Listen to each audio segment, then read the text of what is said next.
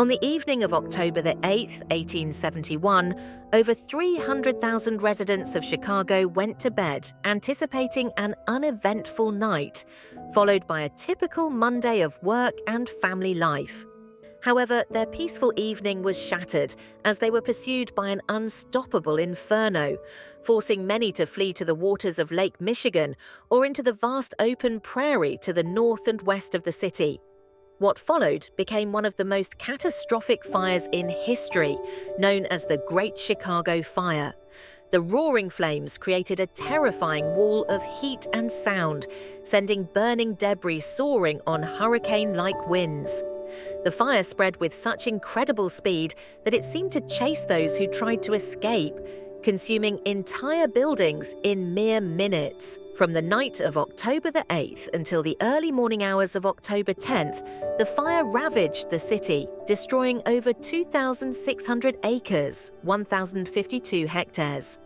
In its wake, it leveled 18,000 buildings, ranging from modest shacks to grand mansions, leaving nothing untouched. The fire engulfed banks, shops, hotels, courthouses, gasworks, waterworks, government offices, theatres, schools, churches, and much more. Entire blocks of warehouses, factories, and industrial sites, including lumber mills, grain elevators, and breweries, were reduced to ash. Priceless art, libraries, and museums were lost. Pets, livestock, and wildlife perished as well. Miraculously, fewer than 300 lives were claimed by the flames. Yet, in the aftermath, more than 90,000 people found themselves homeless, without food or water, and with only the clothes on their backs and whatever few possessions they could carry in their flight from the fire. In the chaos that followed, many sought someone or something to blame. Theories abounded: foreign anarchists plotting insurrection, careless firefighters, and, most famously, Mrs. O'Leary's cow knocking over a lantern. However, the truth is far simpler. Chicago was a city that, by its very design, was primed to burn. The fire is believed to have started around 8:30 p.m. on October 8th, in or near a barn on the O'Leary property on DeKoven Street. The fire's rapid spread can be attributed to a combination of factors: a dry summer drought, strong southwest winds, and the city's wooden infrastructure. With over 2/3 of buildings constructed from wood, many topped with highly flammable tar or shingle roofs, the fire had a quick and devastating path to follow. At the time, Chicago's fire department had just 185 firefighters and 17 horse-drawn steam pumpers to protect the entire city.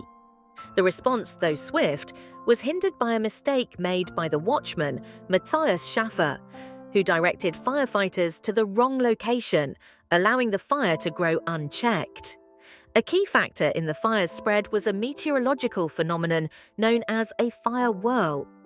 As hot air rose and met cooler air, it created a spinning vortex similar to a tornado, hurling flaming debris great distances. This likely contributed to the fire's rapid expansion. By the evening of October the 9th, rain finally began to fall, but by then the fire had largely burned itself out. It had already ravaged the dense urban areas, and the blaze was now spreading into the less populated areas on the city's north side. In the weeks following the disaster, donations of money, food, clothing, and supplies poured into Chicago from across the United States and abroad. These generous contributions came from individuals, cities, and corporations. The Great Chicago Fire sparked a broader conversation about the rapid industrialization of the United States.